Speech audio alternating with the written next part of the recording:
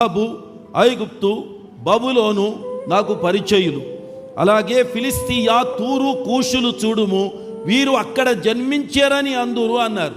అదేమిటండి? దేవుని యొక్క పట్టణం అంటాడు, కొంతమంది యెరూషలేం అన్నారు. వీళ్ళందరూ అక్కడ జన్మించడం ఏమిటి? దీన్ని దేవుని యొక్క మందిరానికి వర్తింపచేస్తూ ప్రవచనాత్మకమైన రీతిలో దీనిని నేను స్వీకరిస్తూ చెప్పేది ఏమిటంటే, వారు బబులోను కావచ్చు, రహబు కావచ్చు, ఐగుప్తు కావచ్చు, తూరు కావచ్చు, కూషు కావచ్చు, వివిధ జాతులు, వివిధ జనాంగాలు దేవుని మందిరములో జన్మించుదురుగాక. దేవుని యొక్క మందిరము వారందరికీ నూతన జన్మను అనుగ్రహించునుగాక.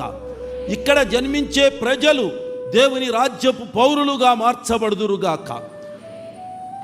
దేవుడు ఒక జాతికి కాదు దేవుని మందిరాన్ని ఇచ్చింది, ఒక జనాంగానికి, ఒక కులానికి కాదు దేవుడు మందిరాన్ని ఇచ్చింది.